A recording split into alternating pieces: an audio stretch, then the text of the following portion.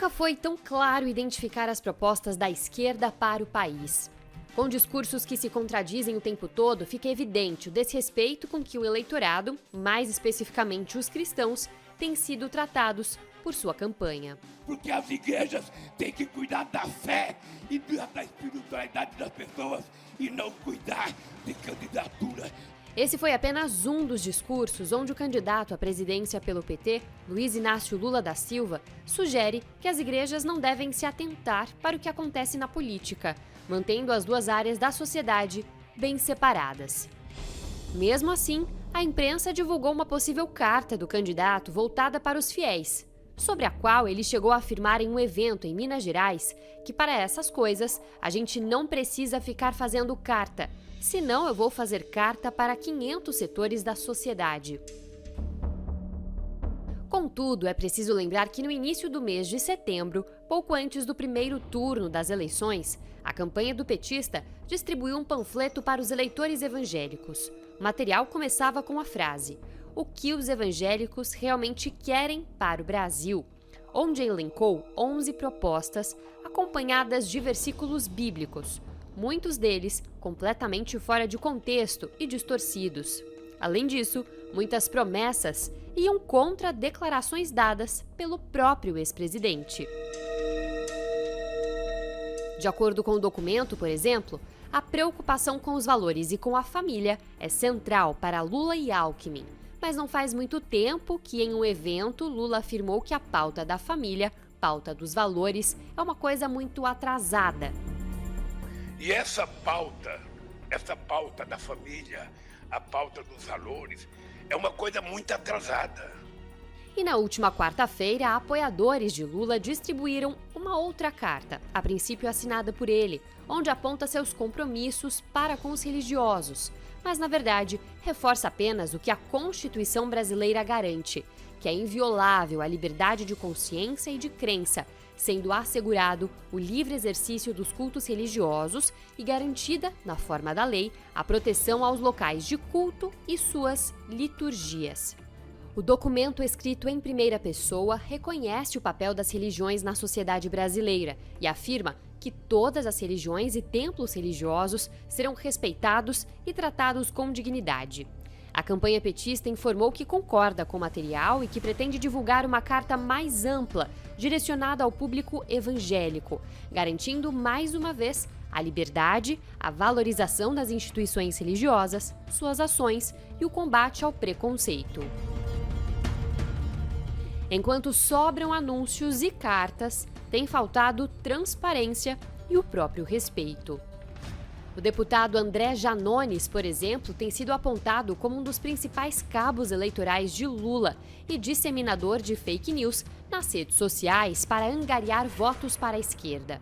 Muitas de suas publicações nas redes sociais foram excluídas por se tratarem de conteúdo inverídico. Inclusive, o parlamentar gravou, sem qualquer autorização, um vídeo com fake news na esplanada do Templo de Salomão, atacando o presidente Jair Bolsonaro.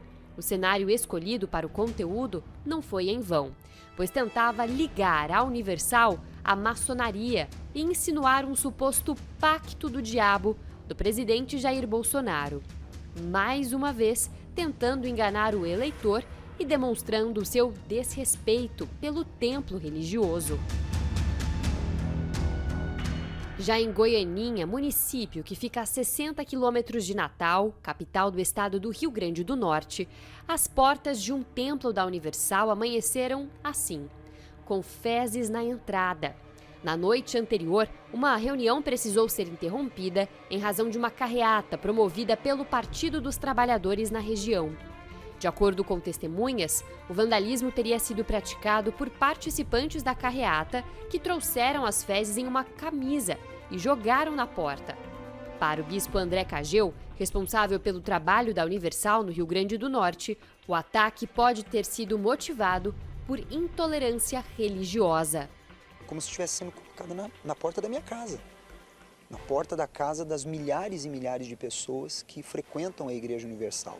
Porque a igreja é uma segunda casa, onde as pessoas vão para orar, para derramar suas lágrimas diante das lutas que elas têm travado, para receber orientações, auxílios sociais. Isso é algo muito triste. Então, realmente as pessoas elas ficam sentidas, abaladas. Para o advogado da Universal, o ato de vandalismo desrespeitou o sentimento dos fiéis. Fica caracterizado que os infratores queriam menosprezar um objeto de culto religioso, como é o caso do templo, né? Então, no nosso entender, houve ali uma violação ao sentimento religioso, que é justamente o que protege essa tutela penal. Ali na fachada da igreja é um fato típico de vilipêndio, que é o previsto no artigo 208 do Código Penal, que diz justamente vilipendiar ato ou objeto de culto religioso. Então, a partir do momento que foi feito isso contra um templo, né, religioso, ao nosso ver, configurou esse crime que prevê pena de 3 meses a 1 ano de detenção. Nesta semana, uma igreja católica em São Mateus do Sul, no Paraná, foi vítima de uma invasão. No local, muitos artigos religiosos foram destruídos, deixando os fiéis abalados. Em nota, o responsável pelo local, Dom Walter Jorge, afirmou que estamos presenciando alastrar-se pelo mundo e também no Brasil, especialmente nesse período eleitoral, todo tipo de conflito por meio do ódio, que vai dividindo as pessoas. Vale lembrar que essa não foi a única igreja invadida no Paraná neste ano. Em fevereiro, o vereador petista Renato Freitas invadiu a igreja Nossa Senhora do Rosário, em Curitiba. Com bandeiras e gritos, o parlamentar chamou os fiéis de racistas e homofóbicos. O vereador chegou a ser cassado 2 vezes, mas recebeu apoio do ministro Luiz Roberto Barroso, do Supremo Tribunal Federal, que restabeleceu seu cargo e ainda manteve sua candidatura para deputado estadual. Essas foram algumas das situações mais emblemáticas desse ano. Mas é preciso lembrar que atos de desrespeito não são pontuais, mas recorrentes e ofensivos. Em 2021, por exemplo, uma igreja adventista em Alvorada da Amazônia, distrito de Novo Progresso, no estado do Pará, foi alvo de vandalismo. A igreja foi invadida de madrugada por vândalos que picharam nas paredes palavras de baixo calão, símbolos nazistas e satanistas, além de mensagens de ofensas aos cristãos. O ato foi interpretado como intolerância religiosa. E ainda mais recente, nesta última sexta-feira, um homem atirou contra uma igreja em Fortaleza, no Ceará. O ato de violência aconteceu pouco antes de o local receber um evento que contou com a presença da primeira-dama, Michele Bolsonaro, e da ex-ministra Damares Alves. O homem de 22 anos, que portava um revólver calibre 38 e seria um vigilante, foi detido, prestou depoimento e liberado após pagamento de fiança. Nas redes sociais, Michele Bolsonaro afirmou: "Esse é o lado que prega o amor, a tolerância e pacificação.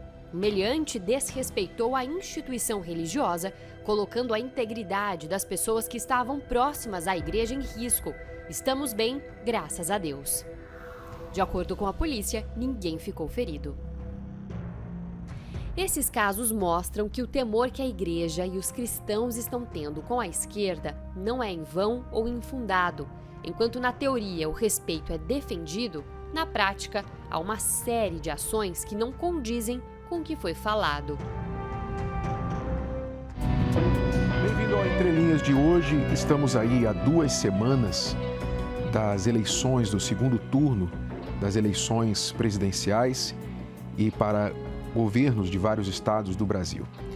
E esta situação, este quadro atual, exige que todos nós, como cidadãos em primeiro lugar, cidadãos brasileiros que somos, como você, nós, todos, independente de religião, todos que são cidadãos brasileiros precisam estar atentos e sintonizados a este assunto, porque nós vamos fazer escolha que vai impactar os próximos anos e, quem sabe, as próximas gerações do nosso país. E também como cristãos, pois, como você tem visto aí, o assunto da fé tem estado presente praticamente todos os dias nas campanhas de ambos os lados, ambos os candidatos à presidência. E nós não podemos apenas ficar ouvindo, nós temos também que debater essas ideias, falar sobre o que está acontecendo, inclusive naquilo que nos toca diretamente, como você acabou de acompanhar, situações de agressão que a igreja evangélica, de forma geral, e até a igreja católica, tem sofrido em dias e semanas prévias às eleições. O que nos faz levantar a pergunta: o que poderá acontecer se esse regime que já está impondo violência e agressão sobre cristãos em outros países vier a ocupar o poder no nosso país? O que a igreja cristã pode esperar do futuro? Então, a intenção aqui não é promover um ataque, um contra-ataque, a intenção aqui não é promover argumentos emotivos, mas racionais, baseado em fatos do que nós temos visto nesses dias. Então, nós temos vários assuntos para trazer aqui, Bispo Alessandro conosco aqui, para falar mais sobre esse tema, e o pastor Valber também. Bem-vindos ao programa. E eu queria que vocês dessem as considerações iniciais antes de ir para a Belém do Pará, que nós tivemos aí um incidente nesses dias. O interessante é que nós vamos tratar e debater aqui sobre democracia, né? Que é o que todo o povo brasileiro tem em mente e tem como consciência, e deve ter como consciência, que vai decidir o futuro. Nós estamos já começando na matéria mostrando que essa democracia, ela está um pouco desnivelada por pessoas que fazem parte de um determinado grupo político, porque a partir do momento que a fé ela já não tem sido mais respeitada por essas pessoas, ainda mais tratando do povo brasileiro, que é um povo que respeita demais a fé alheia, a pessoa que tem a fé, seja católica, seja evangélica, há um respeito nisso, mas que de um tempo para cá, desde que esses grupos políticos assumiram o Brasil, nós temos visto essas séries de agressões que vêm acontecendo. O povo cristão é um povo ordeiro, cumpridor de leis. Agora, o questionamento é por que não querem que o cristão seja ouvido ou tenha voz nesse período? Porque somos nós quem recebemos a família destruída pelo vício, a família destruída com o filho que virou delinquente. Nós recebemos o casal que acabou de ter uma agressão. A igreja colhe os frutos do cenário atual da sociedade. Então a gente fica preocupado porque é exatamente quem conhece a realidade da população que eles estão tentando calar e intimidar, porque a gente vê como uma maneira de intimidação também prévia às eleições. E o que nos incomoda muito com respeito à esquerda é a fala contrastada com as atitudes, né? Fala-se muito bonito, fala-se, como houve aí a carta endereçada aos cristãos nesta última semana, a carta dizendo: nós vamos respeitar aquilo que a Constituição já diz, né? Nós vamos respeitar todas as religiões, os templos religiosos são dignos de respeito e tudo mais. Porém, não é bem isso que está acontecendo na prática, como nós vamos mostrar para você aqui agora. Então, uma das coisas que mais nos preocupa com respeito à esquerda é: fala-se uma coisa, mas na prática acontece outra.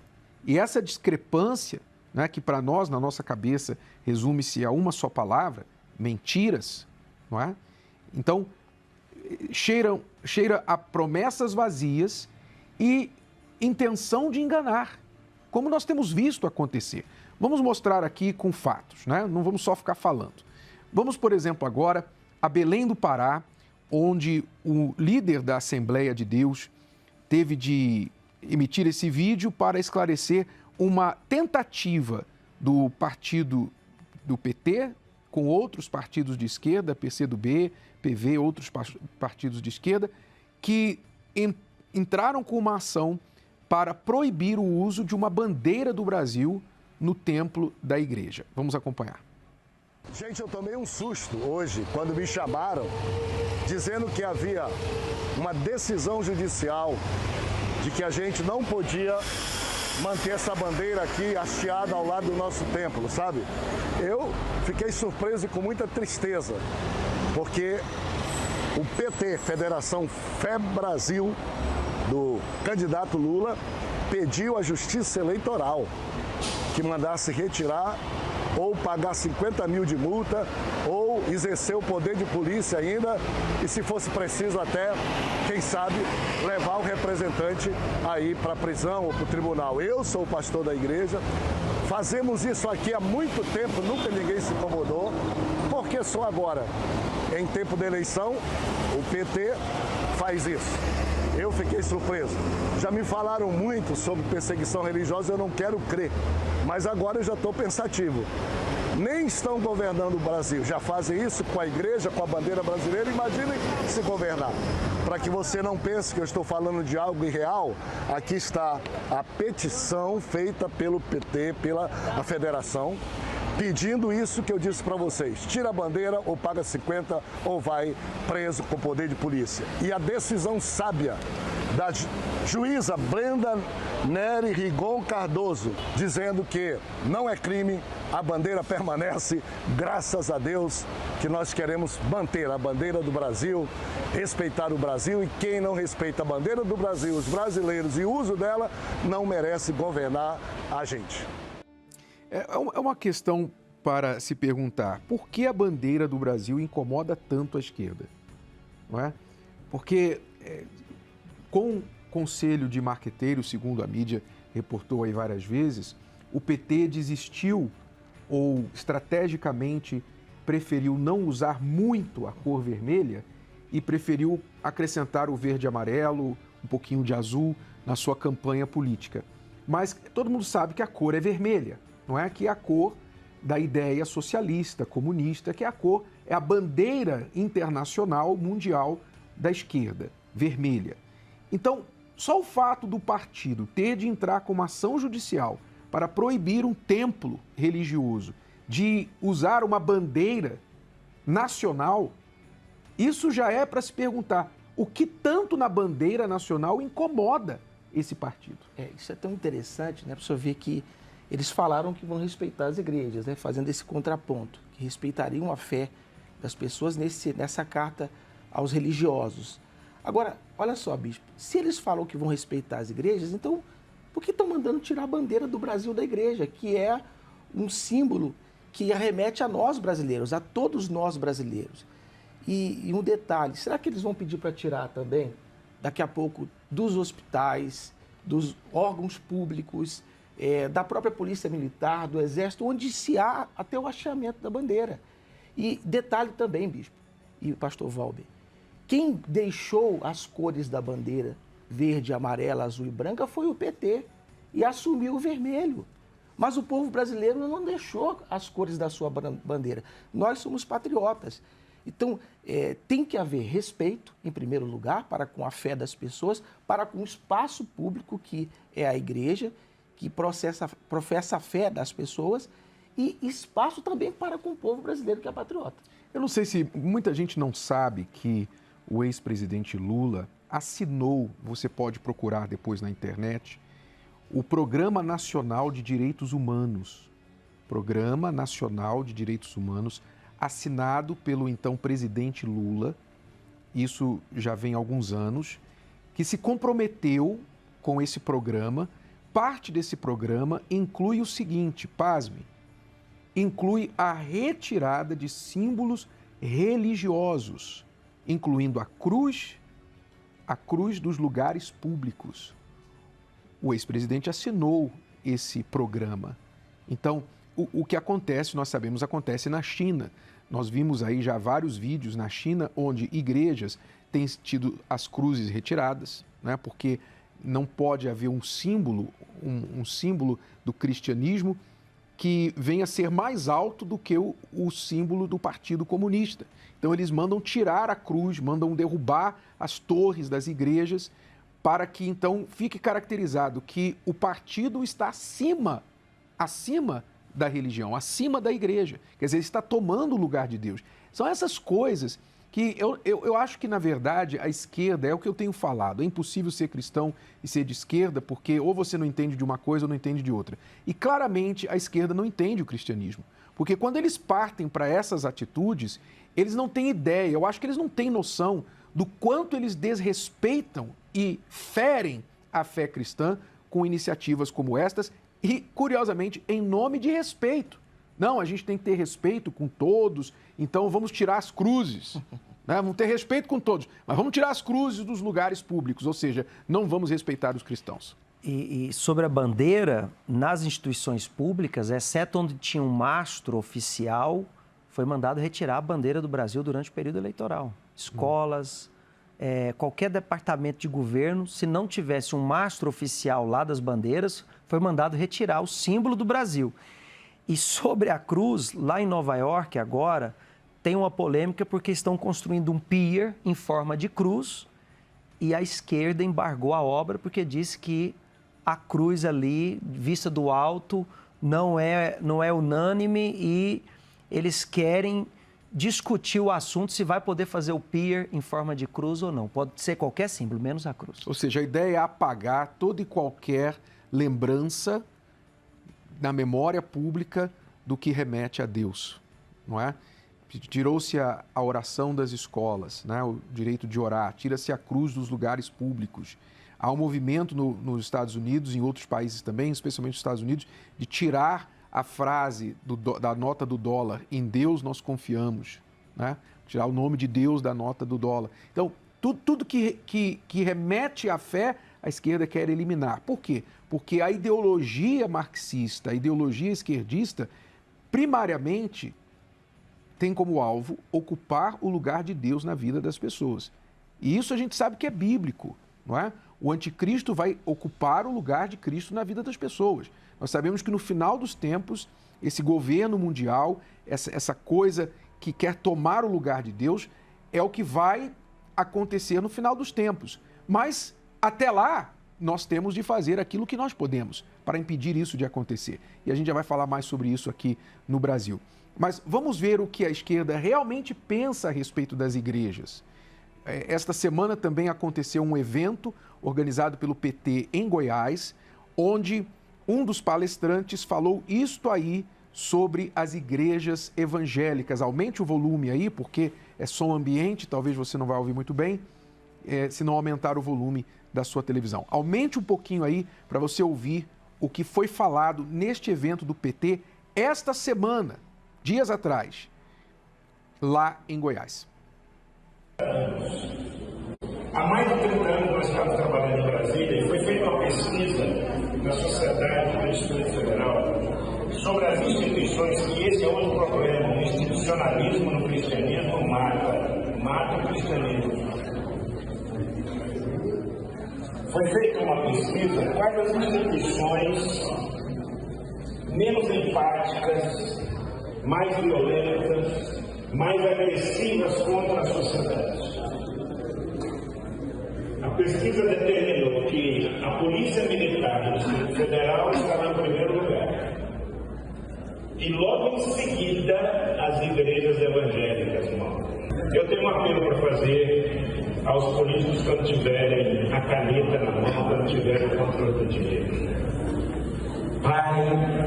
Parem definitivamente de doarem qualquer coisa para qualquer igreja. Vamos repetir aí a fala do palestrante neste evento do PT em Goiás, onde ele disse que igrejas evangélicas e a polícia militar são as instituições menos empáticas, mais violentas e mais agressivas da sociedade, contra a sociedade. Agora, eu queria que ele apresentasse provas disso. Eu queria que ele apresentasse as provas que a igreja evangélica, especificamente, é dentre todas as instituições da sociedade. Página, não está dizendo que é de todas, é a segunda mais. A primeira, a polícia militar, depois as igrejas evangélicas. As menos empáticas, mais violentas, mais agressivas da sociedade. Eu queria que ele apresentasse as provas, porque quem está sofrendo agressão são as igrejas. As igrejas estão tendo as suas imagens quebradas, as igrejas católicas, as igrejas evangélicas pichadas, lançados fezes, tiros estão sendo dados nas igrejas. A Igreja Universal, também essa semana retrasada, sofreu um ataque de um tiro que foi alvejado contra a porta de uma igreja universal. Quer dizer, onde está a agressividade da igreja? Nós estamos ensinando as pessoas a pensarem, né? Quando eles falam nessa agressividade, é porque, na verdade, a esquerda e o PT querem que o povo continue escravizado dos mesmos pensamentos. Eu posso falar porque também trabalhei em áreas periféricas do Brasil, trabalhei em São Paulo com pessoas que estavam vivendo em condições de rua, e o que nós vemos? Nós vemos uma ideologia que foi implementada na cabeça das pessoas através do PT e da esquerda ao longo dos anos no Brasil e que vem sendo muito mais estimulada dessa dependência do poder público. E quando as pessoas ouvem a palavra de Deus na igreja, quando elas têm um contato com a fé, então, imediatamente, como nós temos visto os testemunhos, de gente que vivia na rua e hoje tem o seu próprio trabalho, tem a sua própria empresa, porque aprendeu a não mais depender de bolsas. Nós temos visto milhares e milhares de pessoas que chegaram no fundo do poço, vivendo dessas bolsas, e que hoje aprenderam com a fé o que é possível por meio do trabalho, do sacrifício, do empenho, da dedicação, não mais depender disso e passar a depender das suas próprias mãos e da sua fé em Deus. E a gente percebe que esse comportamento de intimidar a igreja, de olha, nós vamos cerçar os direitos da igreja, e desde quando as igrejas, elas estão atrás da ajuda do governo? As igrejas trabalham em parceria com o governo. Uma pessoa que é curada do vício, ela deixa de ser um peso para o governo. Uma pessoa que é curada de um problema de alcoolismo, ela sai da rua, ela deixa de ser um problema social. As igrejas trabalham em parceria, as igrejas são um braço social imprescindível para a sociedade. E eles estão ignorando até esse fato, que quem está ali acolhendo essas pessoas não está pedindo nada em troca do governo. Agora, tem mais, né? O partido que tem dito que política e religião não devem se misturar, agora, nos bastidores, está fazendo esta aqui. Presta atenção, coloca aí a notícia desses últimos dias. Olha só, dá uma olhada nessa notícia. Amplia a tela para... Ok, dá certo aí. Dá uma notícia. Essa notícia no jornal O Globo, desses últimos dias, diz aí, vice-presidente, não é um vereador qualquer, não é um militante, um apoiador, né? É o vice-presidente nacional do Partido dos Trabalhadores. O que eles estão propondo? Eles estão propondo abrir uma igreja ligada ao partido. E segundo o vice-presidente do Partido dos Trabalhadores, já estão trabalhando no estatuto dessa nova igreja, já tem o nome da igreja, e a intenção deles é criar uma denominação que esteja ligada com a esquerda. Ou seja, a pergunta é, a esquerda quer sequestrar o cristianismo como o Partido Comunista Chinês fez lá na China? Quer dominar a igreja? É isso? A religião, né? Exato, porque essa é a ideia, né? Eles ou dominam ou eles substituem. Ou dominam ou substituem. Quer dizer, estamos olhando para uma prévia do que acontece nos regimes comunistas. Me faz trazer à memória aqui também aquela advogada que viralizou aí na internet semanas atrás, onde ela conclamava seus militantes de esquerda para infiltrar na escola dominical das igrejas evangélicas, para começar a doutrinar as crianças com respeito aos ensinamentos da esquerda. Ou seja, eles querem sequestrar o cristianismo, querem dominar, querem sequestrar a igreja com a intenção de sequestrar, chegando ao ponto, o absurdo, olha o absurdo, a intenção por trás de abrir essa igreja, criar uma igreja ligada à esquerda. Ligada à esquerda. Quando se começa uma igreja, os princípios que dão início a uma igreja deveriam ser querer evangelizar, ganhar almas, socorrer os aflitos, propagar o evangelho do Senhor Jesus. Mas a intenção do vice-presidente nacional do Partido dos Trabalhadores em abrir essa igreja, segundo as próprias falas dele, eu não estou colocando palavras na boca dele, não. Segundo ele, a intenção é criar uma denominação ligada à esquerda e organicamente, através dessa igreja evangélica, espalhar as ideias socialistas e esquerdistas no meio evangélico. Olha a intenção! Olha a intenção! Quer dizer, que absurdo isso! Será que o povo brasileiro não está vendo isso? Será que as pessoas não enxergam a malícia por trás desse movimento? Agora, tem uma fala destoante do presidente, da presidente do PT com o vice-presidente, porque chamam os pastores, a presidente chamou os pastores acusou os pastores falando que os pastores eram traficantes e milicianos. Nos chamaram de traficantes e milicianos. E agora querem abrir uma igreja? Não estou entendendo, não tem coerência esse discurso. A não ser que eles queiram fundar uma única religião, né? Se o objetivo é ter uma única religião ou uma religião que não deixa as pessoas terem liberdade para fazer a escolha a quem orar, a quem pedir, que é o que querem cercear, na verdade, a quem cultuar, aí a gente entende por que eles querem abrir uma igreja. É, absurdo. E o partido que fala não se mistura política com religião. E o fato para dizer da empatia deles com a religião, porque estão dizendo, não, a gente não é contra a religião, a gente até tem uma igreja, olha só quantos adeptos. Ou seja, eles veem a igreja exatamente como uma força de massa, eles não veem a igreja como uma instituição sagrada, como uma instituição que ama o próximo como o Senhor Jesus mandou, se colocando no lugar deles. Eles veem a igreja como um controle de pessoas. Por isso eles acusam a igreja de violenta, de agressiva, porque eles querem exercer esse controle sobre as pessoas, esse domínio totalitário, esse domínio que já se exerce nos países onde a esquerda tem dominado, onde as igrejas não podem falar da fé abertamente, não pode evangelizar na rua. Então, a maneira que eles estão encontrando não, a gente vai parecer que nós apoiamos os cristãos, tanto que nós temos até uma igreja, mas, na verdade, é na tentativa de enfraquecer a força de evangelização das igrejas também. Aí eu queria perguntar aos evangélicos que dizem que estão com a esquerda, que votam na esquerda, que estão pensando em apoiar a esquerda, como é que você pode estar aliado a um sistema que está projetando abrir uma igreja, um partido político está projetando abrir uma igreja a fim de mudar o conceito conservador de família e tudo mais que a fé cristã e o evangelho acreditam, que conflitam diretamente com as ideologias deles e em nome daquilo que você diz que crê. Como é que você concilia as duas coisas? Como é que você que diz que é cristão, evangélico, católico, o que for, você que diz que é cristão, consegue compactuar na sua cabeça, você consegue juntar essas duas coisas, os princípios da fé com os princípios que regem o movimento da esquerda? Como é que você pode? Justifique isso na sua cabeça.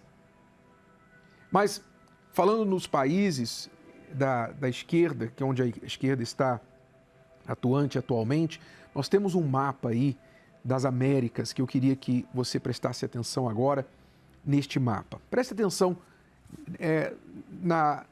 no mapa geopolítico das Américas. Dá uma olhada aí. Então você tem lá a situação da esquerda nas Américas atualmente. Pode encher a tela para as pessoas verem um pouquinho mais, um tamanho melhor. Isso. Então, os países em vermelho que estão aí são os países que atualmente estão sob um regime de esquerda. O governo é ocupado por partidos esquerdistas, com inclinações para a esquerda. Então, você tem lá desde o Canadá que liberou as drogas, o Canadá que liberou as cirurgias em menores de idade para mudança de sexo sem autorização dos pais, consentimento dos pais. Estados Unidos que está virando um grande lixão, é incrível, já morei nos Estados Unidos, é incrível o que está acontecendo em Los Angeles, há um verdadeiro êxodo de Los Angeles, de Califórnia para outros estados republicanos nos Estados Unidos, Nova York. Estados Unidos está em decadência, a economia, o litro de gasolina lá está muito mais caro do que no Brasil, a inflação está maior do que no Brasil. Então aí você vai descendo, tem lá México e aí os nossos vizinhos, Venezuela, Colômbia, nós temos aí Bolívia, Chile, Argentina. Então você vê a esquerda tomando conta das Américas e alguns pontinhos ali em azul que o governo está sob a direita e o Brasil. Então você sabe que essa avalanche vem sobre os países do mundo ocidental e o Brasil é um dos únicos e últimos, entre os grandes, provavelmente um dos últimos países que estão segurando esse avanço da esquerda.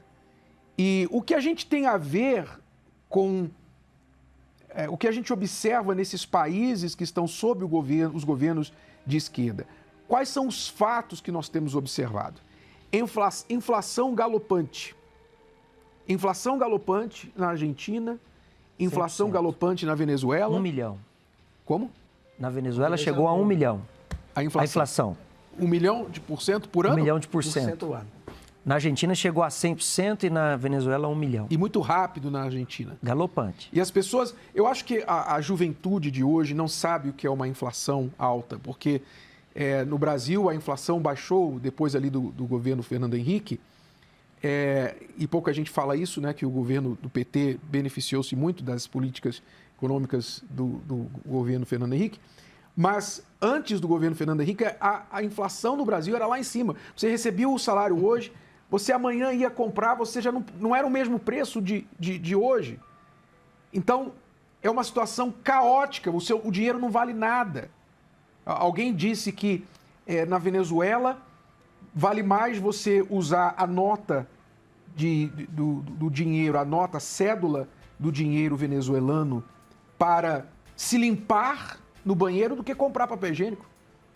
E sem contar que não se acha as coisas para comprar lá também, né? As prateleiras estão vazias. Escassez. Além disso, então nós temos aí uma situação que mostra que onde o regime, o governo de esquerda é impetrado, é colocado em prática, a economia do país dá um bico.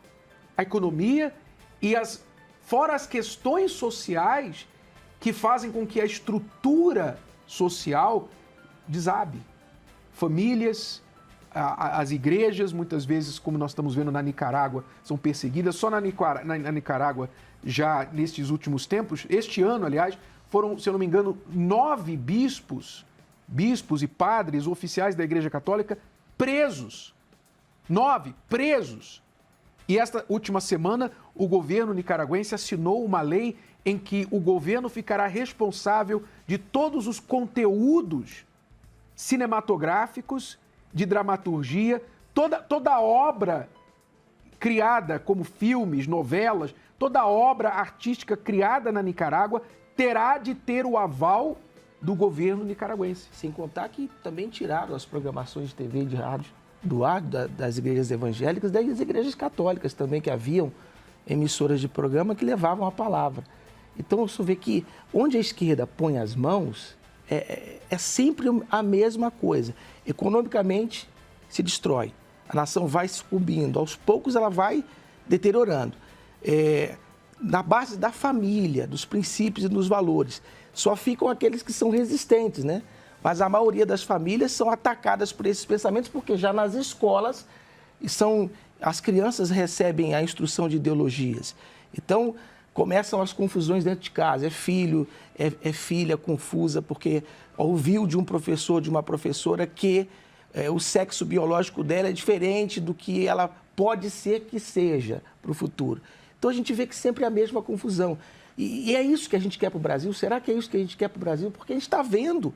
Não é uma coisa que nós não estamos vendo. É uma coisa que nós já experimentamos no passado durante 13 anos e nós estamos vendo nos países vizinhos e nesse perfil das Américas aqui.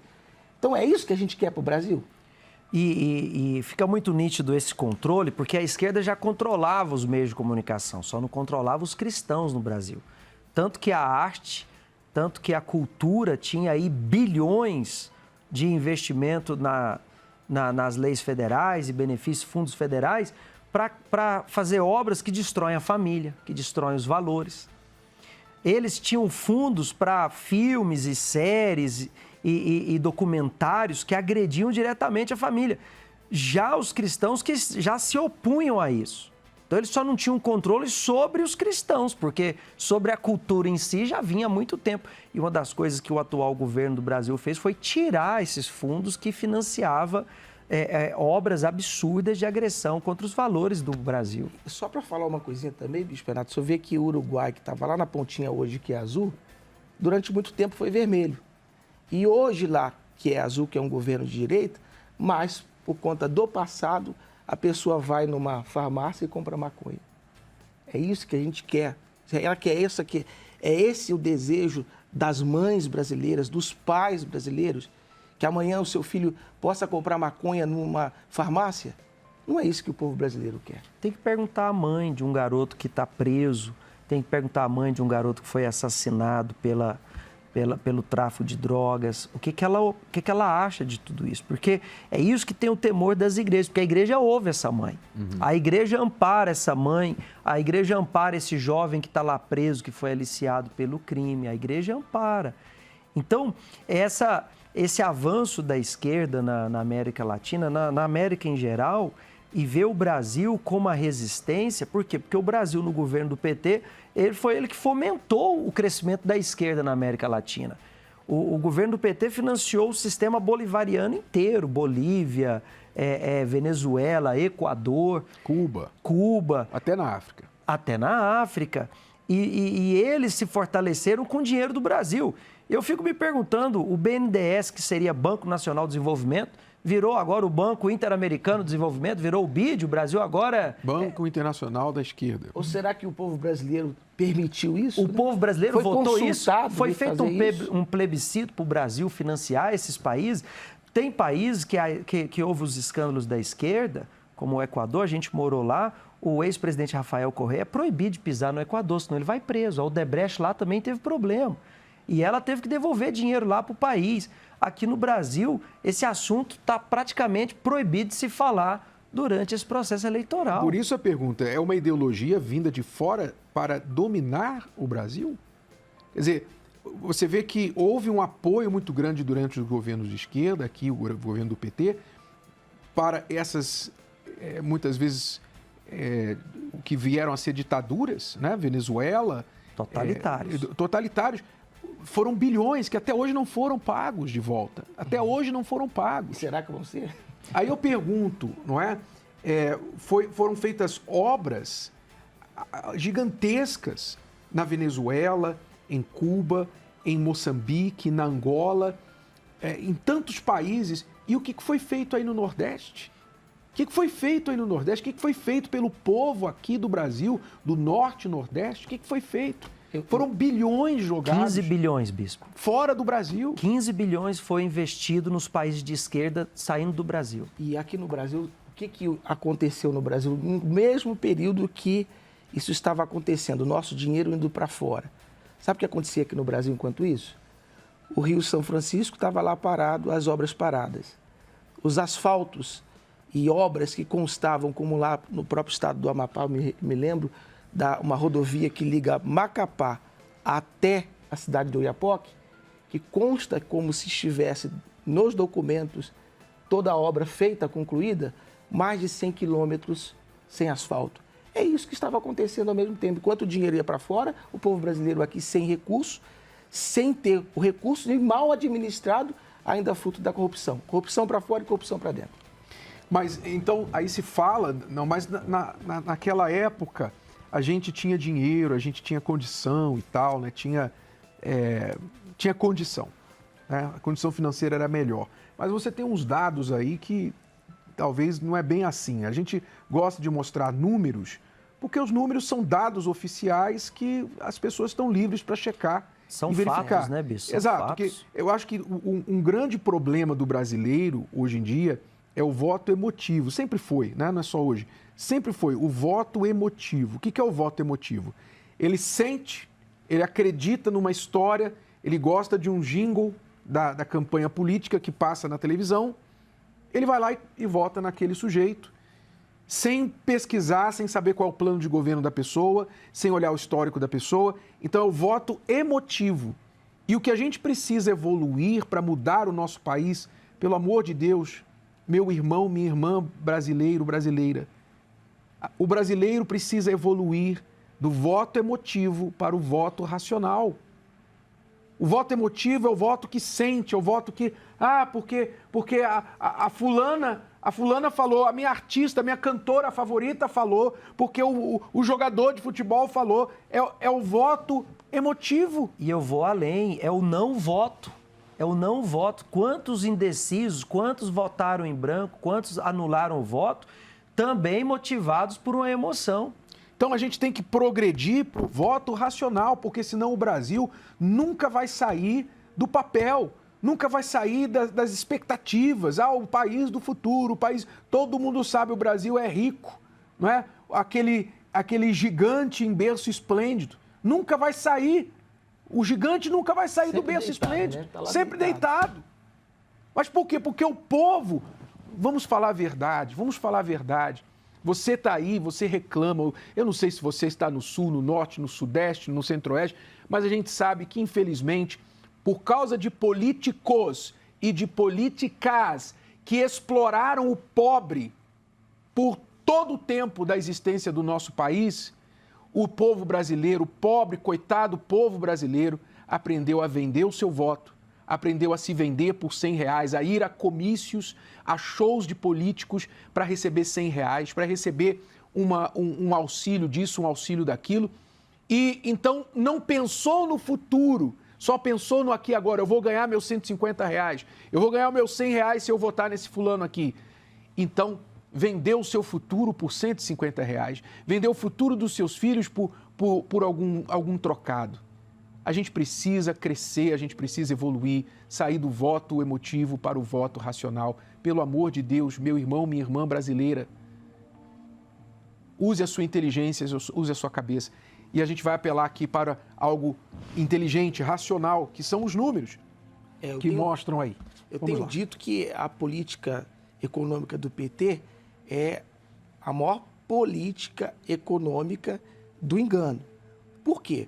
Porque em nome desse discurso de que o povo brasileiro vai comer carne, vai ter carne na mesa, vai ter gasolina, vai ter isso, vai ter aquilo, eles pegaram o Brasil em 2003, quando assumiram após as eleições de 2002, e eu vou mostrar para vocês qual era o cenário econômico do povo brasileiro. Se puder já colocar na tela aí,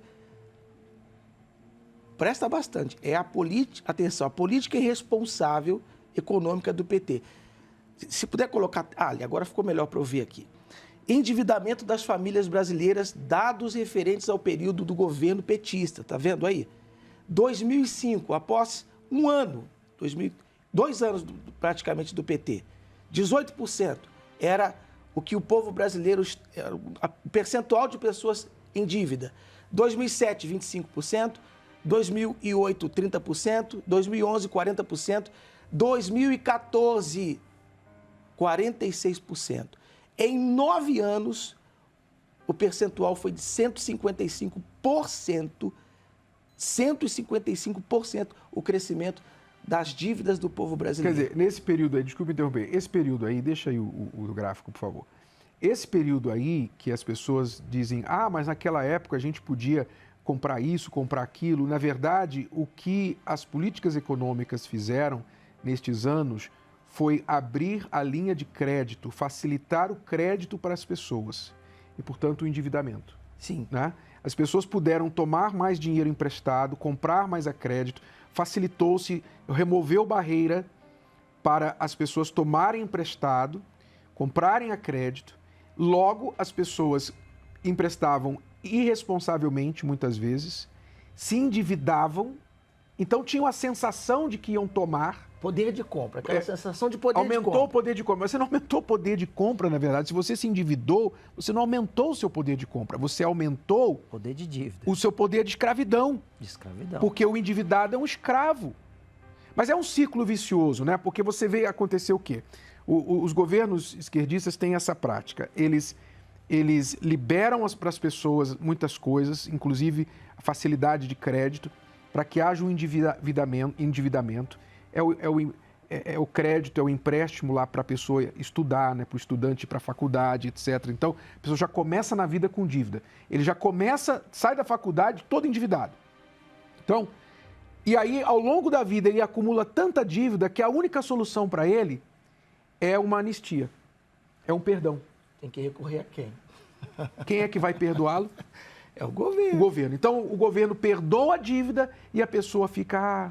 o governo me ajudou. Agora, um detalhe. O senhor vê que, voltando ao gráfico, em 2014, dali, 2014, 2016, dali o povo começou, o mesmo povo que estava com poder de compra, que ficou endividado, foi o mesmo povo que foi para a rua. Que foi para a rua e que impeachmentou o governo do PT. Brasileiros, brasileiras, foram vocês, o povo brasileiro é que tirou o poder do PT, tirou o PT do governo. Depois de 14 anos. Depois de 14 anos.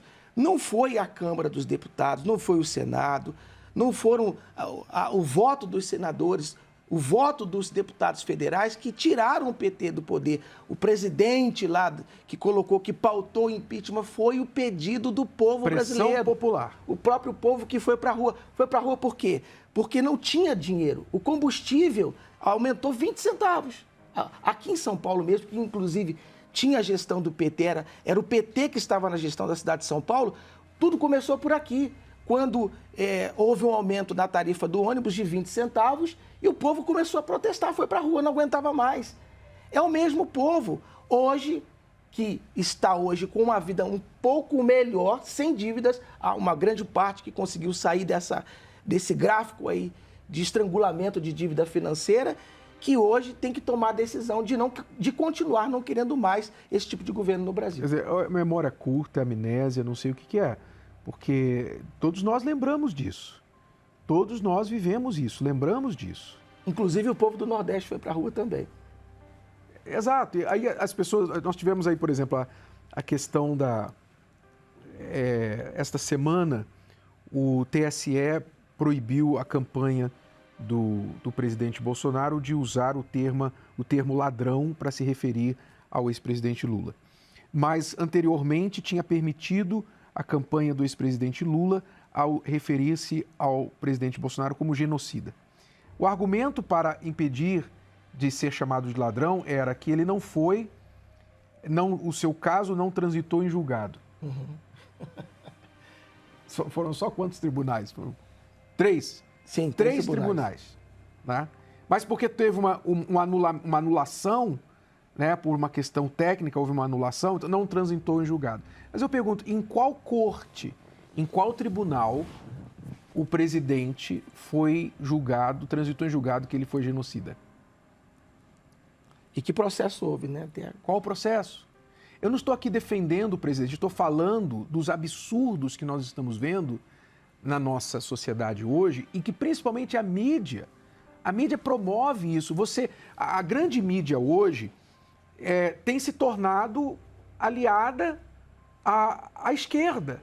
Os jornalistas se aliaram à esquerda, estão fazendo campanhas para a esquerda e cometendo esses absurdos de criar uma narrativa que não é de acordo com a narrativa que eles mesmos, como você falou, em 2014, 2016, a mídia não estava com essa narrativa. Era outra narrativa. Era outra narrativa. Era outra história, né? Quer dizer, onde nós estamos? Será que está faltando um bom senso ou o povo está sofrendo de amnésia coletiva? A gente precisa levantar essas questões. Vamos a essa matéria que fala da censura que costuma acontecer também quando estes regimes estão no poder. Veja só. Como é o caso da liberdade. Como dizer que há defesa da liberdade quando um projeto de lei conta com um texto que pode ser interpretado como uma forma de impedir os cristãos de evangelizar em locais públicos e privados? Quando há o propósito declarado de regulamentar a mídia e até mesmo a internet. Será que os programas religiosos seriam aprovados por essa regulação? Considerando o fato de que já existem movimentos a fim de restringir a presença dos pastores na TV e do trabalho da igreja na mídia, é muito provável que sejam censurados. Aliás, censura é o que mais tem sido visto nesse período de campanha eleitoral. De 86 denúncias de fake news recebidas pelo Tribunal Superior Eleitoral, até o início de outubro, 62 são do Partido dos Trabalhadores. Reportagens jornalísticas têm sido barradas por serem consideradas como propaganda negativa. O Tribunal Superior Eleitoral, inclusive, determinou a suspensão de uma propaganda de Jair Bolsonaro que trata o ex-presidente Lula como ladrão. A decisão considerou o adjetivo ofensivo, além de descumprir a regra constitucional que prevê que qualquer brasileiro é inocente enquanto não houver sentença penal condenatória. Por outro lado, Lula recebeu o direito de chamar o candidato conservador de genocida pelo TSE. Segundo a ministra que avaliou o caso, as declarações estariam dentro do limite de expressão. Diante de tudo isso, fica clara a necessidade de estar envolvido com o processo eleitoral e não deixar de expressar o seu voto. Serão poucos minutos investidos que refletirão ao longo dos próximos 4 anos.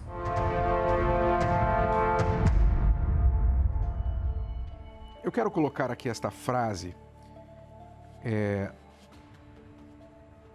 de Malcolm X. Veja só esta frase que está aí no seu vídeo agora. Ele disse: a mídia é a entidade mais poderosa do mundo. Eles têm o poder de tornar os inocentes culpados e de tornar os culpados inocentes. E isso é poder, porque eles controlam as mentes das massas. Então, a mídia já foi chamada de o quarto poder. E, na verdade, ela poderia ser chamada de o primeiro, porque ela controla, ela manipula todos os outros poderes, não é? Então, as pessoas precisam estar muito cuidadosas com aquilo que elas veem na mídia, porque a mídia está criando narrativas, está controlando informações, filtrando informações, influenciando a população. Nós vimos isso nas pesquisas eleitorais do primeiro turno, né, que foi designado aí que não vai ser investigado, né? Não vai ser investigado, curiosamente. Então a gente vê esses absurdos acontecendo atualmente e as pessoas precisam despertar, porque quem é que está realmente convencendo você? Você está tomando decisões baseadas em quê? Num artista, baseado num noticiário que você ouviu, que você consumiu? Porque dependendo de quem você está ouvindo, quem você está assistindo, se você não pesa as informações, você pode estar sendo enganado. E tudo que nós estamos falando aqui, nós estamos convidando você a conferir, coisa que eles não fazem. Nós estamos convidando vocês a conferir o que está sendo falado aqui. A mídia deveria exercer um papel de informar, tanto na parte política, o eleitor, quanto também noticiar os fatos que estão acontecendo na nossa nação. E não manipular, que é o que a gente tem visto hoje. Agora, isso também tem uma razão, porque eu nunca vi, como tenho visto nesses últimos tempos, um trabalho tão incisivo contra o atual governo. Seria porque, é uma pergunta para o povo brasileiro, né? Seria porque essa mesma mídia deixou de receber tanto dinheiro quanto recebia anteriormente dos cofres públicos? Será que essa é a razão? Então vale a pena você que está em casa refletir sobre isso, porque há uma razão, né? Essa imparcialidade, essa manipulação, há uma razão. Por isso que eu vejo, poxa, o Brasil, apesar da pandemia, apesar dos lockdowns, está reagindo economicamente. Imagine não fosse esses 2 anos de pandemia, imagine o que vem por aí se a gente mantiver esse ritmo com essas políticas econômicas que estão dando certo no nosso país. E com o povo recebendo ajuda, né? Auxílio, sem deixar desamparado nenhuma pessoa nesse país, porque quem hoje precisa, por conta desse lockdown que foi extensivo demais, tem recebido o auxílio. Eu queria concluir com esta lista aí, que não é extensa, é apenas um dos principais pontos que a esquerda já dominou no nosso país. Veja só essa lista aí. A esquerda já dominou no Brasil a mídia jornalística, é só você olhar o que a grande mídia tem falado, como que ela tem se comportado nesses últimos tempos. a esquerda já dominou a cultura e a arte, não é? Por que os artistas estão em polvorosa com o novo governo?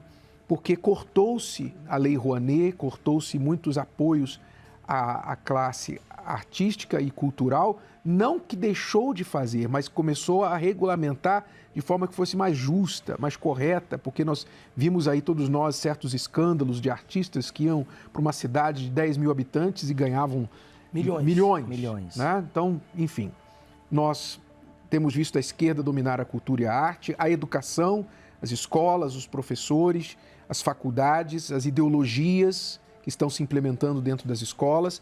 As minorias, ela cooptou as minorias.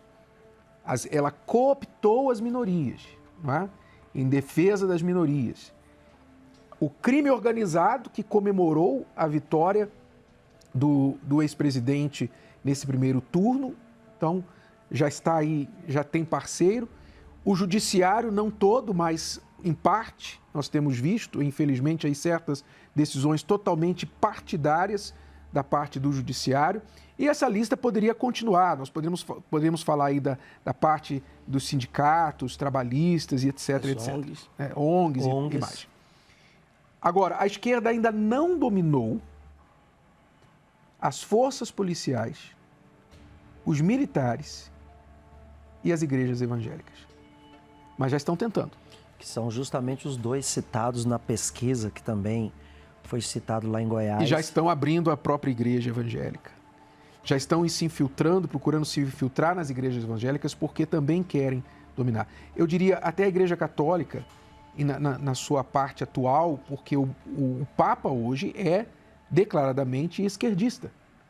Então, até mesmo a Igreja Católica, ainda que haja uma ala conservadora na Igreja Católica, ainda bem que há essa ala conservadora, mas até a Igreja Católica já foi infiltrada de cima para baixo.